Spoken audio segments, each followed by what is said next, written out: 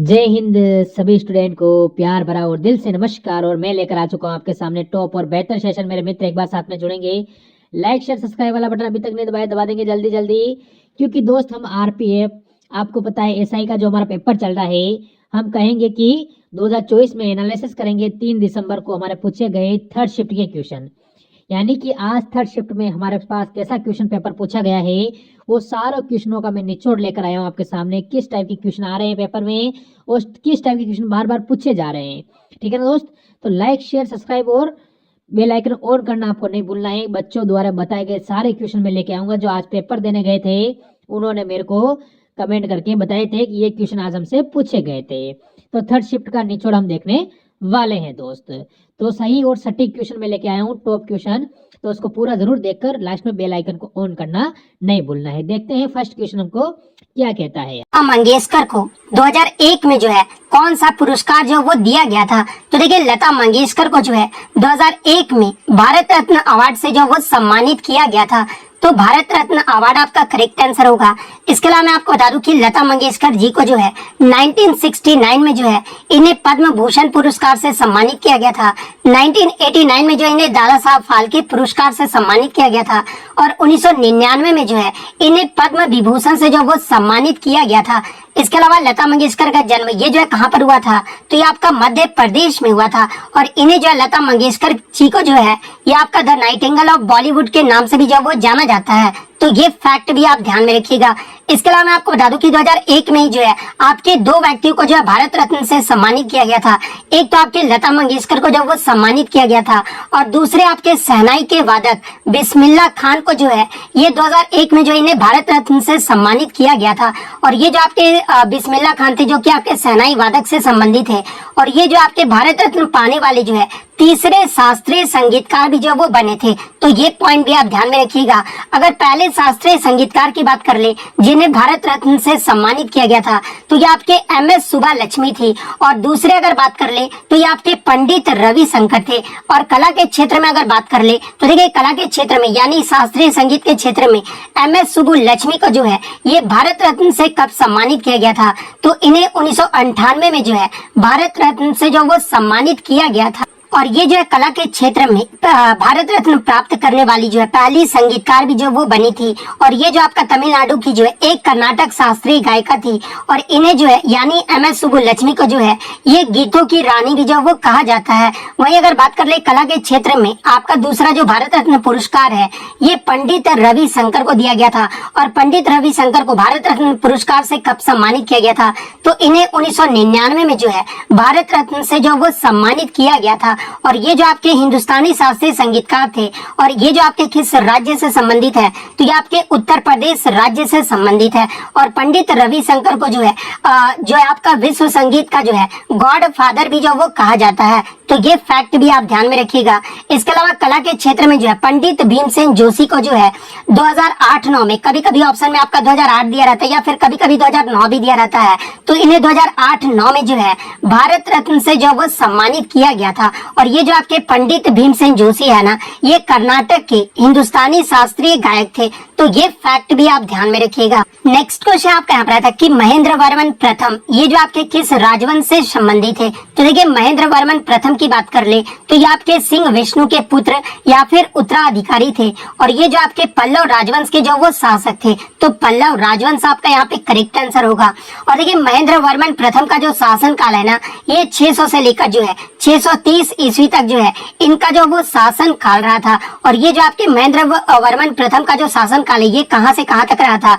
तो इन्होंने जो है भारत के वर्तमान में आंध्र प्रदेश के दक्षिण हिस्से और तमिलनाडु के उत्तरी हिस्से पर जो है ये शासन किए थे। इसके अलावा अगर महेंद्र वर्मन प्रथम की बात कर ले तो ये जो आपके पहले जैन धर्म के अनुयायी थे, लेकिन बाद में तमिल संत अप्पार के प्रभाव में आकर जो है ये शैव बन गए थे। और उन्होंने जो मत विलास प्रहसन की भी जो वो रचना की थी। अगर एग्जाम में पूछा जाए कि मत विलास प्रहसन की जो रचना ये किसके द्वारा किया गया था, तो ये आपका महेंद्र वर्मन प्रथम के द्वारा जो है वो किया गया था। और इनके बेटे का नाम एग्जाम में कभी कभी पूछा जाता है। तो देखिए, महेंद्र वर्मन प्रथम के जो बेटे का नाम था ना, ये नरसिंह वर्मन प्रथम प्रथम था। और ये जो है कब गद्दी पर बैठे थे? नरसिंह वर्मन प्रथम। तो ये 630 ईस्वी में जो है इन्होंने जो है वो गद्दी संभाली थी। तो ये फैक्ट भी आप ध्यान में रखिएगा। वहीं अगर पल्लव राजवंश की बात कर ले तो देखिए पल्लव राजवंश की जो स्थापना है ना, ये सिंह विष्णु के द्वारा जो वो किया गया था। और पल्लव राजवंश की जो राजधानी था ना, ये कांचीपुरम में था। और कांचीपुरम ये जो है किसके लिए प्रसिद्ध है? तो ये आपका रेशम और सैलकृत मंदिरों के लिए जो ये जाना जाता है। तो ये फैक्ट भी आप ध्यान में रखिएगा।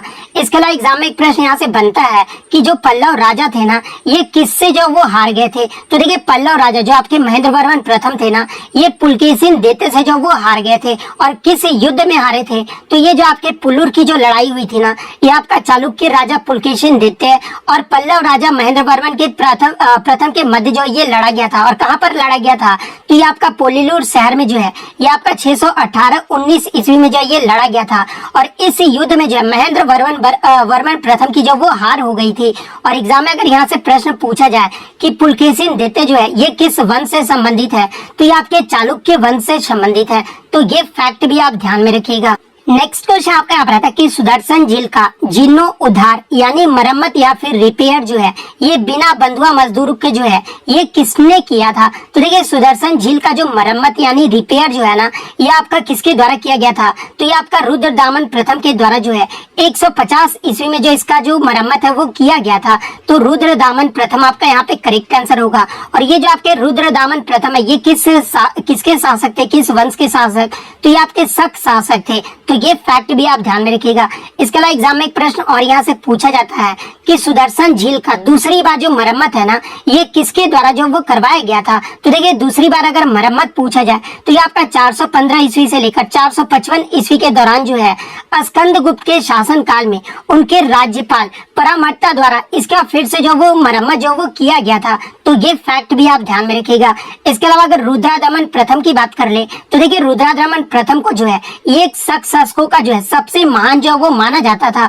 और ये जो आपके किस वंश से संबंधित है? तो ये आपके पश्चिमी क्षत्रप वंश से संबंधित है। और इनके पोता का नाम एग्जाम में पूछा जाता है। तो देखिए रुद्रदामन प्रथम के पोता का जो नाम था ना, ये चस्ताना था। तो ये फैक्ट भी आप ध्यान में रखिएगा। इसके अलावा अगर सुदर्शन झील की बात कर ले तो देखिए सुदर्शन झील का निर्माण ये जो है किसके द्वारा करवाया गया था? तो देखिए ये जो आपका सुदर्शन झील है ना, ये गुजरात के सौराष्ट्र में गिरनार पहाड़ी के बीच में स्थित है। और इसे जो आपका मौर्य वंश के संस्थापक सम्राट चंद्रगुप्त मौर्य के आदेश से जो है उनके गिरनार में नियुक्त राज्यपाल पुष्यगुप्त वैश्य ने जो है इस झील का निर्माण करवाया था। यानी सुदर्शन झील का जो निर्माण है ये किसके द्वारा करवाया गया था? तो ये आपका पुष्यगुप्त वैश्य के द्वारा जो वो करवाया गया था। और मौर्य वंश की जो स्थापना ये किसके द्वारा करवाया गया था? तो ये चंद्रगुप्त मौर्य के द्वारा जो है मौर्य वंश की स्थापना जो वो किया गया था। और मौर्य वंश का सबसे जो महान शासक थे ये आपके सम्राट अशोक थे। तो ये फैक्ट भी आप ध्यान में रखिएगा। नेक्स्ट क्वेश्चन आपका यहाँ पर आया था कि आपका जो है एक क्वेश्चन यहाँ पर आया था, प्रार्थना समाज की स्थापना ये जो है कब और किसने की थी? तो देखिए प्रार्थना समाज की जो स्थापना है ना, ये आत्माराम पांडुरंग के द्वारा महाराष्ट्र में जो है 31 मार्च 1867 को जो वो किया गया था। तो आत्माराम पांडुरंग आपका यहाँ पे करेक्ट आंसर होगा। नेक्स्ट अगर बात कर रहे प्रमुख समाज और उसकी स्थापना के बारे में तो देखिए ब्रह्म समाज के बारे में अगर पूछा जाए तो देखिए इसकी जो स्थापना है 1828 में कलकत्ता में जो है राजा राम मोहन राय के द्वारा जो वो किया गया था। सत्यशोधक समाज की स्थापना अगर पूछा जाए तो ये आपका 1873 में जो है ज्योतिबा फुले के द्वारा जो वो किया गया था। आत्मीय सभा की जो स्थापना है ये आपका 1815 में जो है कोलकाता में राजा राम मोहन राय के द्वारा किया गया था। रामकृष्ण मिशन की जो स्थापना है ना, ये आपके 1 मई 1897 को जो है स्वामी विवेकानंद के द्वारा किया गया था। सर्वेंट्स ऑफ इंडिया सोसाइटी की जो स्थापना है ये आपका 1905 में जो है गोपाल कृष्ण गोखले के द्वारा करवाया गया था। ब्रह्म समाज की जो स्थापना ये तो मैंने आपको बता दिया। धर्म समाज की जो स्थापना है ना, ये 1829 में कलकत्ता में जो है ये राधाकांत देव के द्वारा जो वो किया गया था। आर्य समाज की जो स्थापना ये 1875 में दयानंद सरस्वती के द्वारा जो वो किया गया था। एशियाटिक सोसाइटी की जो स्थापना ये आपका 1784 में जो है विलियम जोन्स के द्वारा जो वो किया गया था। तत्वबोधनी सभा की जो स्थापना ये आपका 1839 में देवेंद्र नाथ के द्वारा जो वो किया गया था। और वेद समाज की जो स्थापना है ना, ये 18 1964 में केशव चंद्र सेन के द्वारा जो वो किया गया था। तो ये सारे फैक्ट जो आपको ध्यान में रखना है। नेक्स्ट क्वेश्चन आपका यहाँ पर आया था कि नील दर्पण पुस्तक के लेखक कौन है। तो देखिए, नील दर्पण पुस्तक के लेखक की बात कर ले तो ये आपके दीनबंधु मित्रा हैं। और इसके जो आपका ये किस प्रकार का नाटक है, तो ये जो आपका एक बंगाली भाषा का जो वो नाटक है। और ये जो कब प्रकाशित हुआ था, तो इसे तो आपका 1858-59 में लिखा गया था। लेकिन ये जो पुस्तक है ना, ये आपका 1860 में जो है ये आपका ढाका में जो वो प्रकाशित हुआ था। तो दीनबंधु मित्रा आपका यहाँ पे करेक्ट आंसर होगा। नेक्स्ट क्वेश्चन आपका यहाँ पर आया था कि निम्नलिखित में से कौन सा अनुच्छेद जो है 32 के बराबर यानी इक्विवेलेंट है। तो देखिए, अनुच्छेद 32 के जो इक्विवेलेंट जो अनुच्छेद है ना, वो आपका अनुच्छेद 226 है। क्योंकि आपको पता है कि अनुच्छेद 32 के तहत जो है सुप्रीम कोर्ट जो है आपका रिट जारी करते हैं, और अनुच्छेद 226 के तहत जो है हाई कोर्ट यानी उच्च न्यायालय जो वो रिट जो वो जारी करते हैं। तो अनुच्छेद 32 के बराबर यानी इक्विवेलेंट कौन सा अनुच्छेद है, तो अनुच्छेद 226 आपका यहाँ पे करेक्ट आंसर होगा। इसके अलावा अगर अनुच्छेद 32 की बात कर ले तो ये आपका सर्वोच्च न्यायालय को जो है मौलिक अधिकारों के परिवर्तन के लिए जो है वो अधिकार देता है। और अनुच्छेद 226 की बात कर ले तो ये जो आपका उच्च न्यायालय को जो है मौलिक अधिकारों और अन्य कानूनी अधिकारों के परिवर्तन के लिए जो वो अधिकार जो वो प्रदान करता है। अनुच्छेद 32 को जो है ये आपका भारतीय संविधान की आत्मा भी जो वो कहा जाता है। और ये जो संविधान का सबसे महत्वपूर्ण प्रावधानों में से जो वो एक है। और इस अनुच्छेद के तहत जो है सर्वोच्च न्यायालय जो है आपके 5 प्रकार के जो रिट जो वो जारी करते हैं। एग्जाम में पूछा जाता है कि भारत में कितने प्रकार के रिट का जो वो प्रावधान किया गया है। तो देखिए, भारत में आपके जो है सर्वोच्च न्यायालय और हाई कोर्ट को जो है 5 प्रकार के रिट जारी करने का जो प्रावधान जो वो किया गया है। और वो 5 प्रकार के रिट कौन कौन से हैं, तो पहला आपका हैबियस कॉर्पस जिसे बंदी प्रत्यक्षीकरण भी जो वो कहा जाता है। सेकंड आपका जो है मैंडामस यानी आपका परमादेश, ये जो आपका दूसरा रिट है।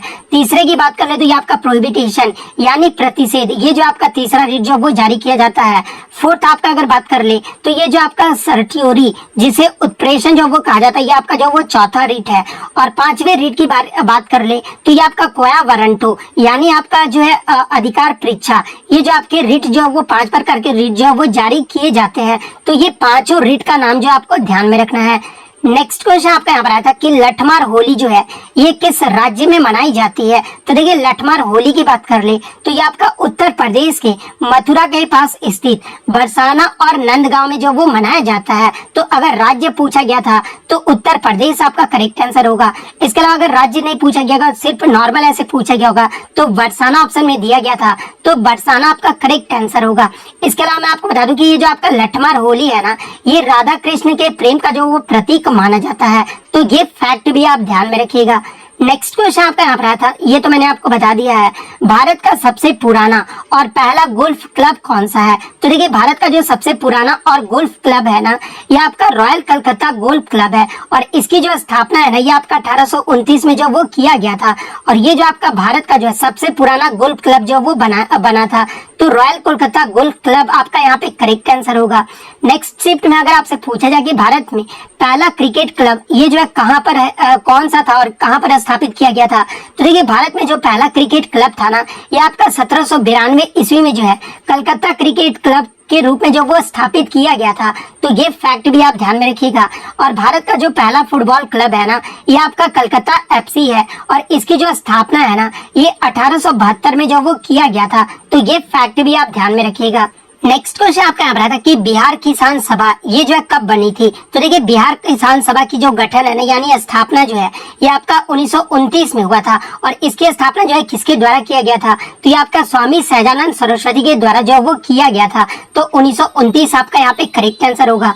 और देखिए, बिहार किसान सभा का जो मकसद था ना गठन करने का, वो आपका किसानों की शिकायतों को जो वो संगठित करना था। और जो जमींदार के कब्जे के अधिकारों के जो है अत्याचार से परेशान थे, उसके लिए जो ये आपका बिहार किसान सभा का गठन जो वो किया गया था। तो ये फैक्ट भी आप ध्यान में रखिएगा। इसके अलावा अगर अखिल भारतीय किसान संघ के बारे में पूछा जाए तो देखिए, अखिल भारतीय किसान संघ को ही जो है ये आपका अखिल भारतीय किसान सभा भी कहा जाता है। और इसकी जो स्थापना है ना, ये 11 अप्रैल 1936 को जो है लखनऊ में स्वामी सहजानंद सरस्वती के द्वारा ही जो है इसकी स्थापना जो वो किया गया था। और इसके जो पहले सचिव चुने गए थे यानी अखिल भारतीय किसान सभा के जो पहले सचिव है ना, ये आपके NG रंगा को जो वो चुना गया था। तो ये फैक्ट भी आप ध्यान में रखिएगा। नेक्स्ट क्वेश्चन आपका यहाँ पर आता है कि पंडित विश्व मोहन भट्ट को जो है किस एल्बम के लिए ग्रैमी पुरस्कार जो वो दिया गया था। तो देखिए पंडित विश्व मोहन भट्ट की बात कर ले तो ये जो आपका मोहन वीणा से जो वो संबंधित, अगर इनके वादक के बारे में पूछा जाए तो ये आपके मोहन वीणा से जो वो संबंधित है और इन्हें जो है किस कैटेगरी में दिया गया था। तो ये आपके सर्वश्रेष्ठ विश्व संगीत एल्बम में जो वो दिया गया था। और किस एल्बम के लिए, तो ये आपका ए मीटिंग बाय द रिवर, इस एल्बम के लिए जो है इन्हें ग्रैमी पुरस्कार से कब सम्मानित किया गया था। तो 1993 में जो इन्हें ग्रैमी पुरस्कार से सम्मानित किया गया था। तो इनका जो है एल्बम का नाम पूछा गया था। तो ए मीटिंग बाय द रिवर आपका यहाँ पे करेक्ट आंसर होगा। इसके अलावा एग्जाम में अगर पूछा जाए कि पंडित विश्व मोहन भट्ट को जो है 1993 में a meeting by the river album के लिए जो है किनके साथ जो इन्हें ग्रैमी पुरस्कार दिया गया था, तो ये राय कुडर के साथ जो है इन्हें ग्रैमी पुरस्कार से सम्मानित किया गया था। तो ये फैक्ट भी आप ध्यान में रखिएगा। इसके अलावा अगर पंडित विश्व मोहन भट्ट की बात कर ले तो इन्हें जो आपका संगीत नाटक अकादमी पुरस्कार से 1998 में सम्मानित किया गया था। 2002 में जो इन्हें पद्मश्री पुरस्कार से सम्मानित किया गया था और 2017 में जो इन्हें पद्म भूषण से सम्मानित किया गया था। तो ये फैक्ट भी आप ध्यान में रखिएगा। नेक्स्ट क्वेश्चन आपका यहाँ पर रहा था कि president office which not correct, यानी प्रेसिडेंट ऑफिस से जो है कौन सा स्टेटमेंट जो आपका गलत दिया गया है। तो देखिए इसका जो पहला ऑप्शन था ना कि can not the member of the any of the both houses, यानी प्रेसिडेंट जो आपके होते हैं ना, या आपके किसी भी आपके हाउस जो आपका पार्लियामेंट का हाउस होता है ना, उसके जो वो मेंबर नहीं होते हैं। तो ये तो स्टेटमेंट आपका प्रेसिडेंट ऑफिस के बारे में आपका सही दिया गया है। Can not live in official residence, तो ये भी आपका स्टेटमेंट जो वो आपका प्रेसिडेंट ऑफिस के बारे में सही दिया गया है। तीसरे की बात कर ले तो salaries and allowance may be diminished in his term, तो ये भी स्टेटमेंट जो है आपका सही जो वो दिया गया, क्योंकि यहाँ पे विच नॉट करेक्ट, यानी कौन सा स्टेटमेंट जो है आपका गलत दिया गया वो पूछा गया था। तो देखिए चौथा जो स्टेटमेंट आपका दिया गया था ना कि राष्ट्रपति को जो है राष्ट्रपति आवास में रहने के लिए किराया जो वो देना पड़ेगा, तो ये जो स्टेटमेंट था ना वो प्रेसिडेंट ऑफिस के बारे में ये जो आपका गलत दिया गया है, क्योंकि राष्ट्रपति को जो है राष्ट्रपति आवास में रहने के लिए जो है कोई भी किराया जो वो नहीं देना पड़ता है। तो ये स्टेटमेंट चौथा जो स्टेटमेंट था ना वो आपका यहाँ पे सही होगा। नेक्स्ट क्वेश्चन आपका यहाँ पर था कि largest producer of pulses in India, यानी भारत में दालों का सबसे ज्यादा उत्पादन ये जो है किस राज्य में होता है। तो देखिए अगर 2021 के टर्म में अगर बात कर ले तो देखिए 2021-22 में जो आपका डाटा आया था ना उसमें भारत में दालों का जो सबसे ज्यादा उत्पादन है ना वो आपका राजस्थान राज्य में होता था। लेकिन 2022-23 का एक रिपोर्ट के अकॉर्डिंग जो आपका बताया गया है कि भारत में दालों का सबसे ज्यादा जो उत्पादन है ना ये आपका मध्य प्रदेश राज्य में किया जाता है। तो ये आपका करंट से क्वेश्चन पूछा गया था। तो करंट में अगर बात कर ले तो भारत में दालों का सबसे ज्यादा जो उत्पादन है ना ये आपका मध्य प्रदेश में होता है। उसके बाद आपका राजस्थान राज्य में किया जाता है। उसके बाद आपका महाराष्ट्र में होता है। उसके बाद जो आपका उत्तर प्रदेश राज्य में किया जाता है। तो बहुत सारे बच्चे बोल रहे थे कि ऑप्शन में मध्य प्रदेश और राजस्थान नहीं दिया गया था, तो फिर जो आपका महाराष्ट्र जो वो करेक्ट आंसर होगा। अगर मध्य प्रदेश ऑप्शन में दिया गया था तो मध्य प्रदेश ही जो आपका यहाँ पे करेक्ट आंसर होगा। नेक्स्ट क्वेश्चन आपका यहाँ पे आता है कि इनमें से कौन सी रिडॉक्स रिएक्शन यानी रिडॉक्स अभिक्रिया नहीं है। तो देखिए इसके ऑप्शन तो बच्चों द्वारा मुझे नहीं मिले हैं, लेकिन मैं आपको बता दूं कि रिडॉक्स अभिक्रिया होता क्या है। तो देखिए रिडॉक्स रिएक्शन वो होता है जिसमें आपका सिमल्टेनियसली जो है ऑक्सीडेशन एंड रिडक्शन होता है, यानी जो आपका ऑक्सीकरण और अपचयन एक साथ होता है ना उसे जो आपका रिडॉक्स अभिक्रिया जो है वो कहा जाता है। और रिडॉक्स अभिक्रिया के कुछ अगर उदाहरण की बात कर ले तो देखिए लौह अयस्क से लौह का जो निष्कर्षण यानी निष्कर्षण ये जो आपका रिडॉक्स अभिक्रिया का उदाहरण है। इसके अलावा जीवाश्म ईंधन का दहन ये भी आपका जो है रेडॉक्स अभिक्रिया का जो वो उदाहरण है। और रेडॉक्स अभिक्रिया का इस्तेमाल ये जो है कहाँ पर किया जाता है, तो ये आपके औद्योगिक प्रक्रियाओं में जो वो किया जाता है, जैसे कि धातु कर्म, इलेक्ट्रोप्लेटिंग और रंगाई में जो है इसका प्रयोग जो वो किया जाता है। तो ये फैक्ट भी आप ध्यान में रखिएगा। नेक्स्ट क्वेश्चन आपका आ रहा था कि बीसीसीआई का जो है हेडक्वार्टर यानी मुख्यालय जो वो कहाँ पर है। तो देखिए बीसीसीआई का जो हेडक्वार्टर है ना ये आपका मुंबई के वानखेड़े स्टेडियम में है। तो मुंबई आपका यहाँ पे करेक्ट आंसर होगा। वहीं अगर बीसीसीआई के फुल फॉर्म की बात कर ले तो देखिए board of control for cricket in India इसका जो वो फुल फॉर्म होता है। और बीसीसीआई का जो गठन है ना ये आपका दिसंबर 1928 में हुआ था। तो ये फैक्ट भी आप ध्यान में रखिएगा और आप कमेंट करके जवाब दीजिएगा कि आईसीसी की जो स्थापना है ना ये कब हुआ था। ये जो आप कमेंट करके जरूर जवाब दीजिएगा। इसके अलावा बीसीसीआई के वर्तमान में अध्यक्ष